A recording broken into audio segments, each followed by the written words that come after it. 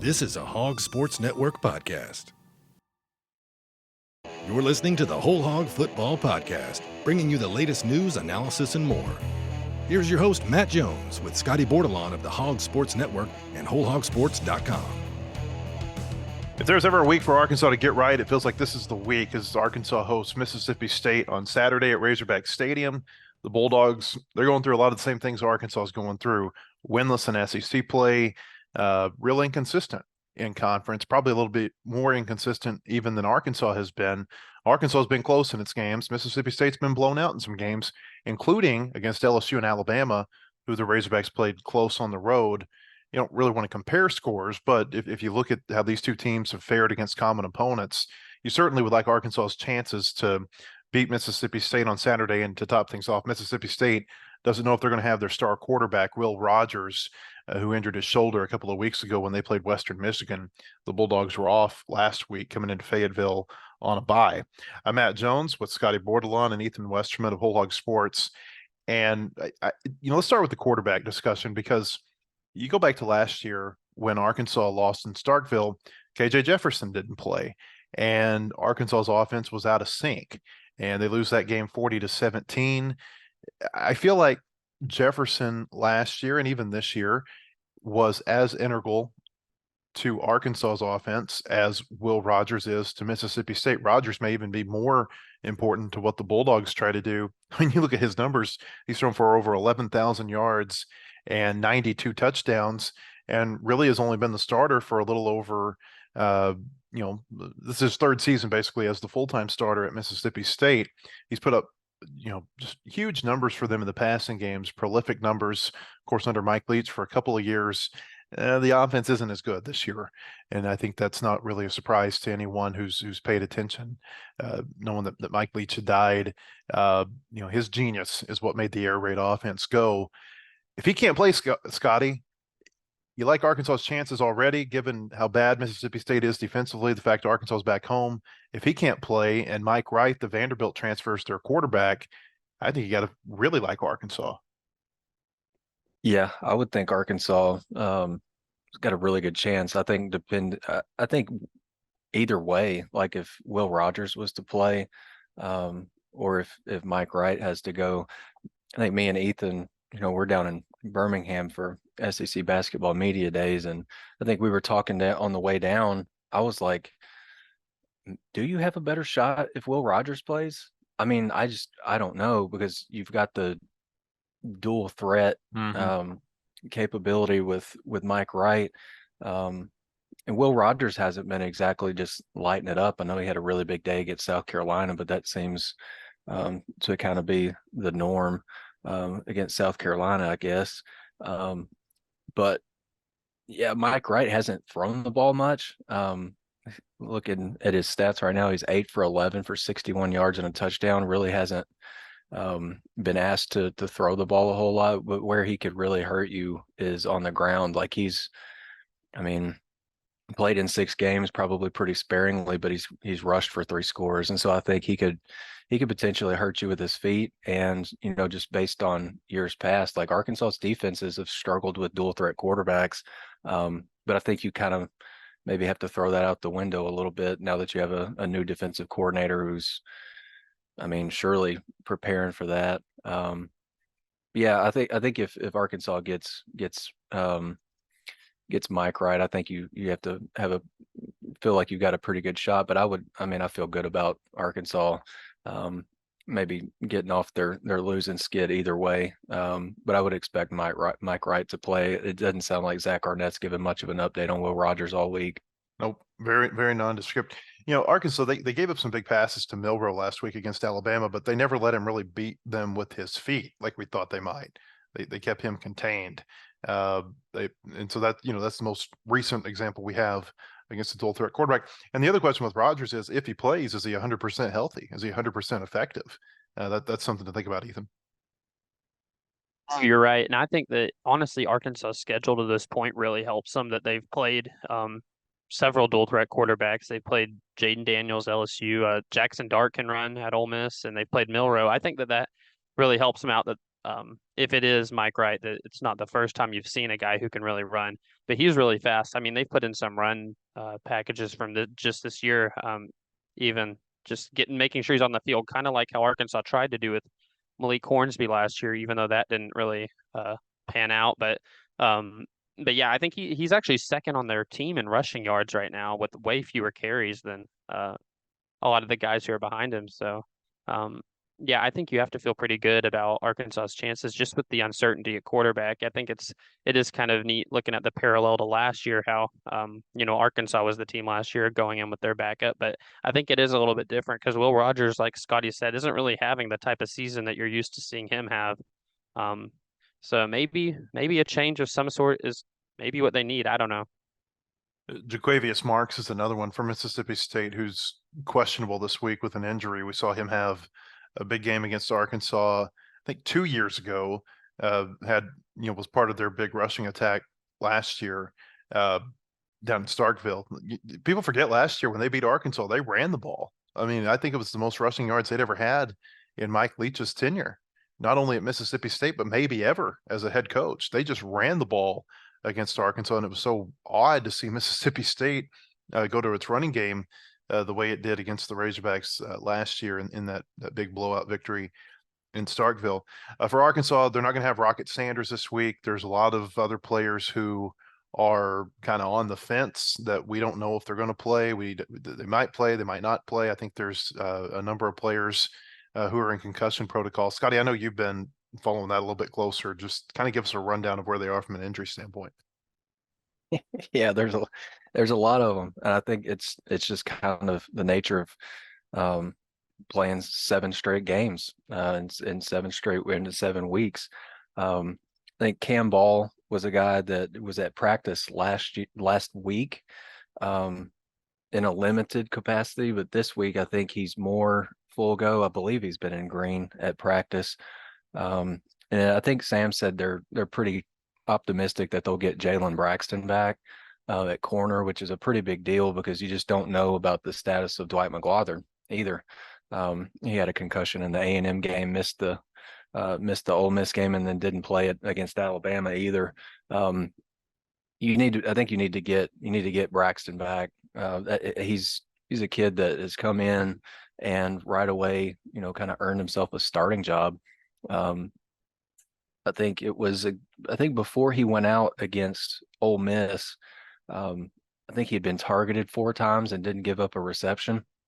So the kid's kind of playing above his age, really mature, really athletic, really, really fast. Just a good player. I think Chris Paul could be back this week. Sounds like he's been at practice, based on what Tom's been writing, at least in a green no contact jersey.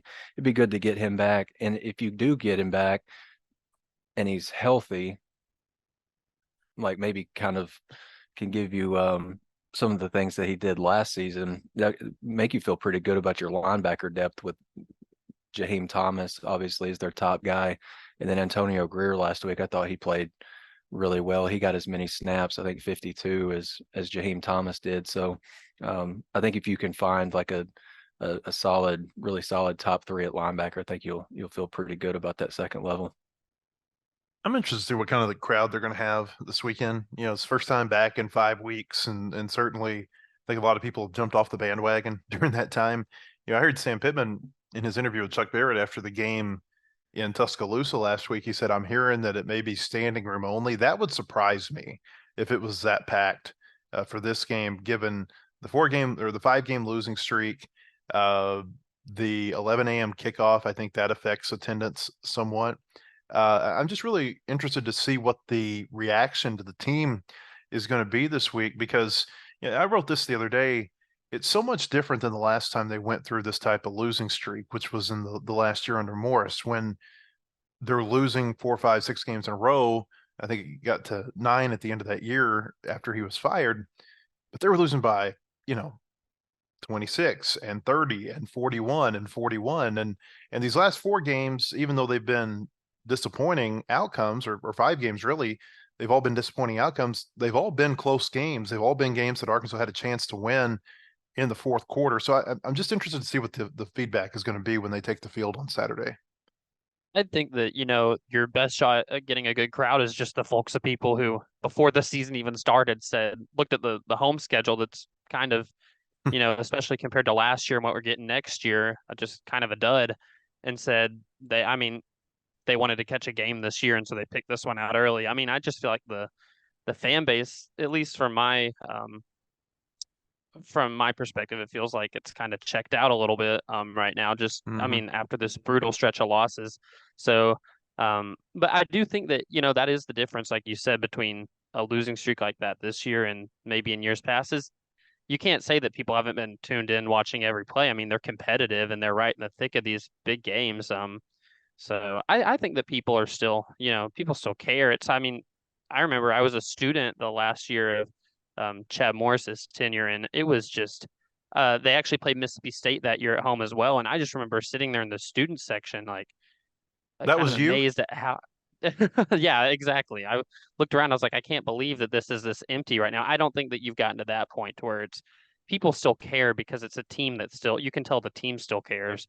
Um, and I mean, I think that's just the difference in a losing streak this year compared to that year. Is it kind of just felt even that year like not only were the fans checked out, but the team kind of felt checked out. So, yeah, it's just a different feel. And I think that especially kind of considering that there is still some stuff to play for this year as far as trying to get bowl eligible. I mean, this is a pretty big game. I mean, looking at it from both ends, Mississippi State and Arkansas both have to feel like this is a must win to just turn things around. Especially for Mississippi State coming off a bye week, and they have back-to-back games. They have Arkansas and Auburn back-to-back, which are kind of your two, looking at it, most winnable games. So it's a big game for both teams, and maybe that'll bleed into the fan base showing up. And I guess I mean, I'll believe it if I see standing room only, but I do think you'll draw a pretty nice crowd just with it being this time of year and like kind of the first opportunity to catch a game in the fall in Fayetteville. Yeah, I'm kind of with Ethan. I think that they're going to draw a solid crowd. I'm not going to say it'll be great or definitely not buying standing room only. But I think it'll be a solid crowd just because I think the vibe going into the weekend is maybe the fans feel like this could be a get right game, just kind of like we're talking about. But it could be one of those if Arkansas doesn't show well, it could be the game that maybe determines what the rest of the home crowds look like down the stretch where, maybe there's just interest is just waning more and more every week, if that makes sense.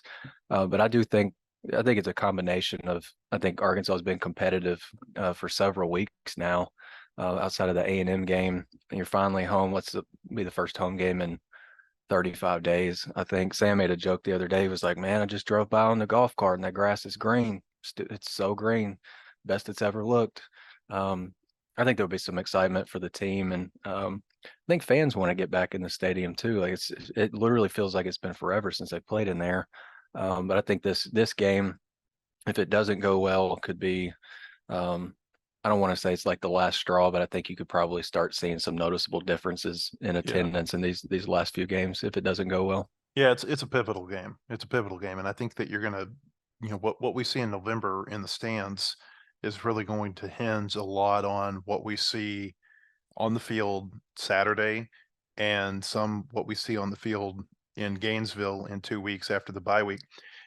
There's all this talk about whether or not Sam Pittman's on the hot seat. I don't particularly think he is. I mean, I certainly think that it's warmer than it was at the beginning of the season, but the fact that they're competitive, the fact that we all know what the football team was when he took over. We know what he did 2 years ago. I don't think he's on the hot seat. I really don't. Maybe I'm wrong. Only one person, maybe two people, a handful of people really know, what his standing is in terms of, job status. But one of the big reasons that Morris was fired, I think, was because people quit showing up to the games. One of the reasons I think Brett Bielema was fired was because people quit showing up to the games. People talk with their attendance at these football games, and so it is going to be interesting just to see what it looks like, not only Saturday, but over those 3 weeks in November. The Missouri game, that's always kind of a tricky one because everybody's gone home for the holidays. It's on a Friday afternoon. That's a little bit different story, but especially these next two Saturday games in Fayetteville are going to be really interesting to see what it looks like in the stands with Mississippi State and then Auburn on November 11th. I want to go back to Rocket Sanders for a second because the feeling that I get is that he might not play again. Not only this year, he may never play again as a Razorback, given that he's an NFL draft prospect. There's been a kind of a silence, Scotty, about whether or not they expect him back this year, almost to the point that the feeling is, and this is just gut instinct, listening to, kind of trying to read between the lines. The feeling is that he may not play again this year. Yeah, I'm honestly not going to be surprised if he doesn't.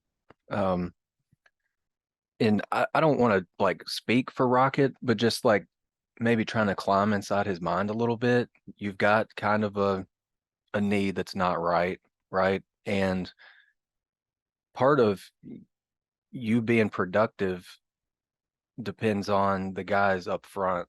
And to this point, man, like with him or without him, they're not able to get anything going in the run game. And so maybe he's just making a business decision. Like maybe this isn't in my best interest. I thought it was really interesting the other day. Sam got pointedly asked, like, is Rocket going to play again this year? And he said he didn't know. And I didn't really know what to make of that, honestly. Because if anybody you feel like would know, it would be Sam, and he just doesn't know. But he might not. He might just not know. It could be completely up to Rocket. But yeah, I won't be surprised if Rocket doesn't play again this year. Maybe Ethan might have some insight on Rocket, having done that story on him in the summer. But man, it's kind of he came into the season with so much hype and expectation, right? Coming off of last year was phenomenal last year, and then it almost just feels like it kind of let the air out of the balloon in the first game. He scores a couple touchdowns, but never really got loose or stretched his legs in the open field or anything like that. And the best he's been this year has been in the screen game. Like I don't know that he's really had many explosive runs carrying the ball. It's all been screenplay type stuff. Just been a weird year. Kind of unfortunate. I was looking forward to seeing if Rocket could maybe I don't know, duplicate, but maybe play up to those really high expectations this year. And yeah, I don't know that we'll see him again. And that puts a lot of the responsibility in the run game on AJ Green and Rashad Dubinion, who have been really good at times, but there's other times where they just haven't been able to gain much traction on the ground. I feel like if Arkansas's run game is going to be successful, it's going to be because KJ Jefferson is successful. They ran for 100 yards against Alabama last week. You adjust his rushing totals for sacks, and I think he ran for something like 64 yards, 68 yards, somewhere in that range. It just feels like, and we've said this, I don't know how many times on the podcast this year, they got to take the reins off of him and, let him get outside the pocket, let him get moving. I feel like that's going to be the key to a successful run game, because if you've got KJ Jefferson kind of humming, so to speak, in the run game, then that opens up what the other backs, whether it's Dubinion or Green or things they can do in the passing game, it just opens up the whole thing. And so I think that's the key to their success. And maybe last week, their game against Alabama changes something in the run game. I thought it was encouraging, the fact that Alabama's a really good defensive team and that Arkansas ran for 100 yards against Alabama. It's not a high run total. I get that.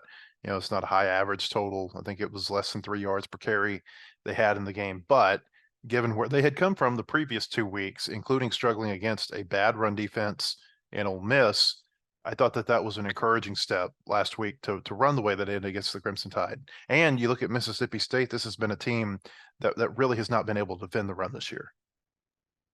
Yeah, no, and the 2 times that they've really played a dual threat quarterback, at least the notable ones in my head, that is against Jaden Daniels and Jalen Milroe, they gave up over 60 rushing yards to each of those guys. And so you wonder if it is a game that KJ can maybe open things up a little bit with his legs. I mean, Mississippi State hasn't shown it can defend the pass at all this year. So you wonder if Arkansas can get its run game going somehow. I mean, we haven't seen it yet, but maybe this is the week. If it can get its run game going, or even just KJ getting going a little bit, and maybe this is the type of game where they can finally bust out and have a pretty good offensive showing. I feel like we've said that several times here in recent weeks against some of these defenses they're going against, but you know, this really does feel like the week that that maybe Arkansas can have a good day on offense. I was telling Scotty, he's probably sick of this stat because I told it to him. It just blows my mind. Mississippi State through its 3 SEC games have allowed a combined 11 incompletions to quarterbacks that they've played. And they're passing at I think 85% completion rate. These are just SEC games. But then even in their last game against Western Michigan, they had to go against their third stringer and they almost gave up 300 passing yards to that guy. So they're really having trouble in the secondary right now. You wonder if Arkansas can establish the run, if they can just maybe have a little bit of a field day through the year too. Yeah, I just pulled up some of Mississippi State's box scores here. You mentioned the dual threat quarterbacks, Ethan. Jaden Daniels, 15 carries for 64 yards and 2 touchdowns against them. Jaden DeLaura of Arizona in the game where it went to overtime in Starkville, 8 carries for 44 yards, a touchdown. Spencer Radler, a guy who I think gets forgotten a little bit as a dual threat quarterback. When they played South Carolina a couple of weeks ago, 8 carries, 67 yards for Radler in that game. And of course, you know, he had big passing stats in that game too. It was probably his best game of the year so far. And then Jalen Milroe ran 11 times for 69 yards against Mississippi State. He actually had 92 yards gained, but also lost 23, I would assume, due to some sacks. And he ran for a couple of touchdowns. So that goes to say that the dual threat quarterbacks have had a great year against Mississippi State, just like you said. And Scotty, I think that speaks to it could be a good day for KJ. Yeah, it really could. Thought KJ looked pretty good last week. He had a couple 20-yard runs against Alabama. Kind of looked like kind of a flashback to the old him, I guess, from last season or the season before last. I just think if there's a week for Arkansas to get right, just in general as a team, it's this week. I think if there's a week to get your run game going, it's this week. Mississippi State's 11th in the league in conference games in rushing yards allowed, and only Vanderbilt and South Carolina have given up more rushing touchdowns. So I don't think Mississippi State's run defense grade on Pro Football Focus is very good either, or at least it kind of stacks up toward the bottom of the league. So could be a get right game for the run game, for the offensive line. Maybe you get KJ going a little bit in the run game. All that would, I mean, if you can do all those things, I think you got to feel pretty good about getting off this losing streak and maybe hitting that, getting pretty close to maybe topping that spread number. The Whole Hog Football Podcast is sponsored by Kindle King Design, Display, Signage, KindleKing.com. That's KENDALKING.com. The Kindle King Group family of companies plays to win, just like our hogs. We know how demanding retail marketing is today. From digital omnichannel creative services, through in-store signing and displays, and finally to social influence, we've got you covered. Our KKG Inc. family of companies, Kindle King, Shopcart Creative, and Soapbox Influence are winning with multiple retailers and brands. We play to win and will be a winning partner for all your retail marketing service needs. Go Hogs! Prediction time now. Just 4 SEC games this week. This is a bye week for a lot of SEC teams. And then LSU hosts Army on Saturday. LSU has played more conference games than anybody else, in part because they played Mississippi State in week 2. That was the first SEC game of the season that those two teams played. Okay, so last week when we did the predictions, I used this efficiency rating tool that I've been tinkering with to give the winner. I'm going to do that again. I'm going to take it a step further, and I'm going to try to give the score based on what this gives me. We'll see how close we get this week. We'll start with Tennessee at Alabama. It's the SEC game of the week. It's going to be on CBS. at 2:30 Saturday, the third Saturday in October game. Just a great rivalry there. This year it's in Tuscaloosa. Tennessee won last year. They tore down the goalpost, threw them in the Tennessee River, and this is the first of 2 straight revenge games for the Crimson Tide. Scotty. Yeah, I think this could be a get back game for Alabama. And maybe last week against Arkansas was maybe served as a little bit of a wake up call. Alabama's got to be on their toes because Tennessee's offense is really good, and your efficiency numbers are like in Tennessee's defense too. I like Alabama, but I think it's going to be fairly close. I think both of these teams have really good defenses.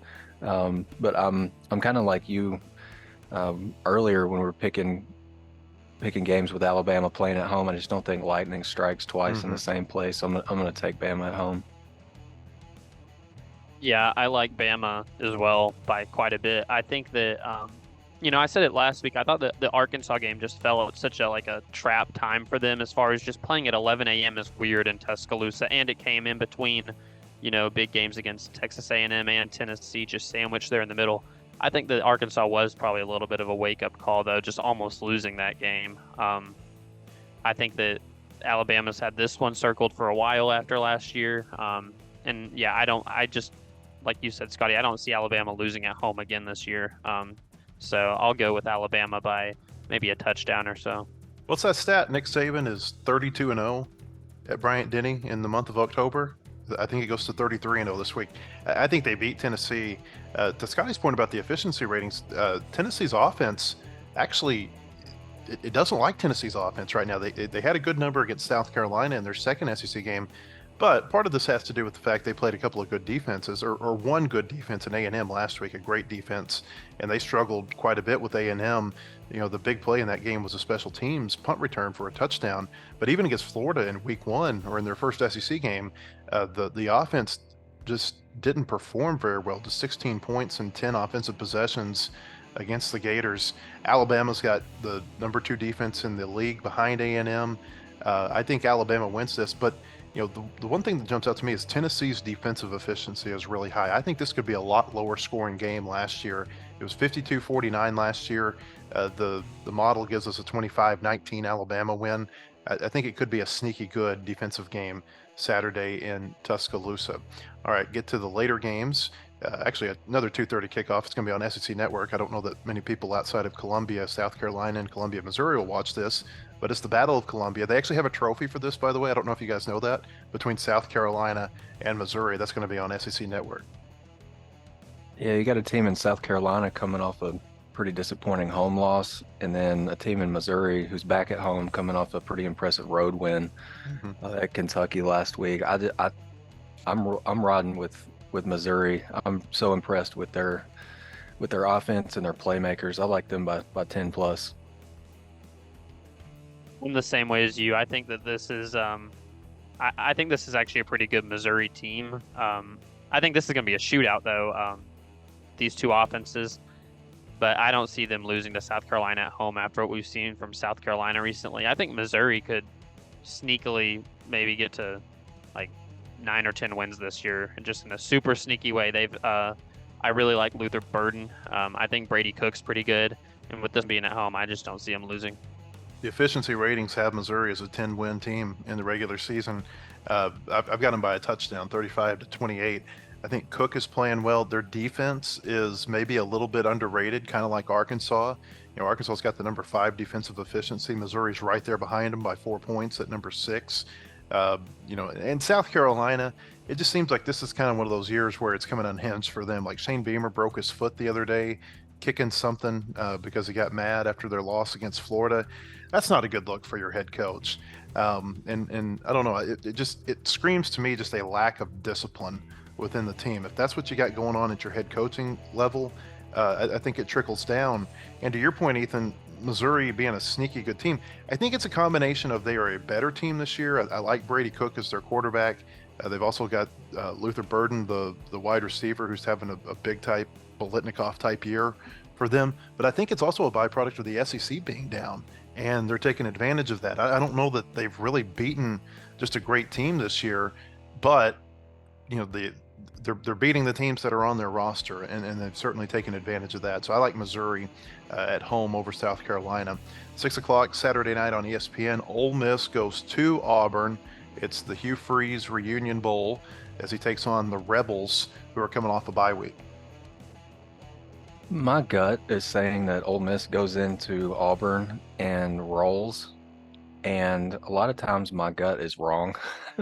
So I'm gonna pick Ole Miss to win the game, but I think it'll be closer. I think it'll be a closer game than maybe a lot of people expect. I have no idea why I think that way, and because I have no confidence in Auburn's offense whatsoever. All my confidence really is in Ole Miss's offense, and I think their defense. I don't know what the numbers say, but I think it's a team that its defense maybe isn't as bad as people think, even though that LSU game did happen. I get that. LSU's going to score a bunch of points on everybody, but I do think I like Ole Miss, but maybe closer than the spreads. Maybe Auburn covers. Scotty, I'm literally holding a yellow number 2 Ticonderoga pencil in my hand, and I'm thinking Lee Corso closer than the experts think. I'm with y'all. I think that this one's actually, I think this one could resemble kind of the game Arkansas had against Ole Miss. Auburn just doesn't have enough offense, in my opinion, to hang with them. I think that they could maybe have a good defensive showing, kind of similar to how Arkansas did, especially after last week they played LSU, and nobody's been able to slow down LSU, but they gave up 48 points in that game. But we saw them against Georgia, hold them to 27. They held A&M to 27. I think they've got a pretty good defense still. But I just don't think they have enough offense to beat Ole Miss, even at home. Auburn is bad. They're a bad football team this year. We saw it when they went to Cal and they struggled in week 2. Their offense is just, it's almost like it's non-existent. I mean, their offensive efficiency numbers are way down the rest of the SEC. And that's even after playing LSU last week. And we know what kind of defense LSU has. Auburn's only scored 41 points on offense through 3 SEC games. They scored 3 against A&M, 20 against Georgia, which was a little bit of a surprise. They scored 18 against LSU the other day. I don't think this is a good Auburn offense, and I really am at a point that if they can't beat Mississippi State, I wonder if they go winless in the SEC this year just because of their inability to score points, and their defensive efficiency ratings aren't very good either. That said, the model has Ole Miss by 10, 33-23. We'll see if it's that close. It had Auburn a lot closer against LSU last week than I felt like that game was going to be, and obviously, it ended up being a 30-point spread. This has kind of got the same feeling, with the exception that it's going to be played at Jordan-Hare Stadium, that you've got a really good offense against a really bad offense, and it feels like when that's the case, you can have some blowouts. And so I like Ole Miss big over Auburn, even though this says Ole Miss by 10. And then finally, ESPN Saturday morning, 11 o'clock kickoff, Mississippi State and Arkansas. Mississippi State's efficiency ratings are really poor this year. Offensively, just a 264 efficiency rating. I think that's 11th or 12th in the SEC, behind Arkansas. I know that. And then defensively, a 562 efficiency rating, which is really bad. Think about this in terms of like a baseball pitcher's batting average against. They're giving up, basically teams are scoring 56% of all of the potential points that they could score against Mississippi State in SEC play. LSU scored 41 in 9 possessions. South Carolina scored 37 in 11 possessions. Alabama scored 40 in 10 possessions. And so when we talk about a get-right game for Arkansas's offense, that's what we're talking about, is that Mississippi State, Scotty, has had a really hard time getting off the field. Yeah, they have. I think there's a couple of things for me. I like Arkansas in the game. Not sure by how much. But I think Arkansas's got to limit Tulu Griffin. He was really good against South Carolina a few weeks back. I think he's got the single game high by an SEC player in terms of receiving yards this season. He's been kind of okay. He's been okay in several of their other games, but had a really big game that day. Really good. He's a really good return specialist. So I think it's probably going to be important for Cam Little, who's been really consistent on kickoffs, hitting touchbacks. I think he's got to do that, keep the ball out of his hands that way. And Arkansas secondary's just got to keep him in front. I think limiting big plays in the passing game is a pretty big deal, because that was kind of Arkansas's Achilles heel last week. And then I think Arkansas's just got, I think they got to get their run game going. I mean, they haven't rushed for a touchdown since the last time they played a home game. Like that is unbelievable. I was looking at CFB stats earlier, which goes back to 2009. They haven't had a streak without a rushing touchdown longer than 3 games before this season. I think they're at 4 games right now, don't have one in SEC play. Every other team in the league's got at least 3. Arkansas's got to get the run game going. I think there's a decent chance they could run for definitely over 100, maybe $150 this week. I think that's about what Mississippi State's been giving up on average. Feels weird saying this just because I just haven't been super high on Arkansas in any of these picks recently, but I like Arkansas by a lot in this game, actually. This Mississippi State defense is really, really struggling. I think Arkansas has been so battle tested at this point of like games that they feel like they should have won, but didn't. I think that they start out really hot on Saturday. I think that it's the type of game that you're going to see Arkansas finally put some stuff together offensively. And I think with all the uncertainty on the offensive side of the ball for Mississippi State, that it could be a good day for the defense as well. So I like Arkansas pretty big in this one, actually. Keep in mind these efficiency scores that were given, and I'm talking about the ones that predict the winners and losers. They don't take into factor a lot of variables like injured players, home field advantage, anything like that. It's just basically points and possessions, and what have you done with the number of opportunities that you've had, both offensively and defensively. It likes Arkansas 30-23. I think it could be a lot bigger if Will Rogers doesn't play for Mississippi State. If Jaquavius Marks doesn't play for Mississippi State, I think those are really big, kind of variables here in this game. I'll tell you one other player to watch though for the Bulldogs is their linebacker Jet Johnson. He has got 6.5 tackles for loss, 4 sacks this year, 66 tackles. He's been a tackling machine for the Bulldogs. There's talk about him potentially being the defensive player of the year. I don't think they're going to give defensive player of the year in the SEC to a team or a player on a team with a defense as bad as his, but he stands out for how bad Mississippi State is defensively around him. How does Arkansas kind of neutralize him? Can they neutralize him? I think that's a big key in this game. But, I'm with you guys. I think Arkansas wins this. I think they've got the potential to win it by, double digits. Just because of, again, how bad Mississippi State has been defensively. In their 3 SEC games, they gave up 41 to LSU. They gave up 37 to South Carolina. They gave up 40 to Alabama, and probably could have given up more to Alabama and LSU, but they kind of took mercy on them in the second half of those games, got in some backups late in those games. So I like Arkansas's chances to win by double digits this weekend. And if they don't win, then I think you might start hitting the panic button, because if you can't beat Mississippi State, I don't know that there's another win on the SEC schedule outside of maybe Auburn. They've got to be able to beat Mississippi State at home. You don't put must win around, any of these games. I think, that kind of gets overblown. But I mean, this is the type of game where if you lose it, it's a bad deal for this football team, especially, with all the, with everything we talked about, how they haven't let go of the rope yet this year. Losing to Mississippi State, that would feel like a letting go of the rope moment type moment to me. That's just kind of how I see it. So Arkansas and Mississippi State, 11 o'clock Saturday at Razorback Stadium. Hope you'll come to wholehogsports.com before and after the game. You can read all of our coverage leading up to and from that game. You can also read everything Scotty and Ethan and Bob Holt are writing from Birmingham at SEC Basketball Media Day. We'll be back with another Whole Hog Football podcast early next week to look back at the Mississippi State game. It'll be our only podcast of next week since there's a bye. And we'll see you next week. For Scotty Bordelon and Ethan Westerman, I'm Matt Jones. Thanks for joining us. The proceeding has been a production of the Hog Sports Network. Look for our daily podcasts on Apple, Spotify, or your favorite podcast platform. For more Razorbacks coverage, go to wholehogsports.com or follow the Hog Sports Network reporters on social media.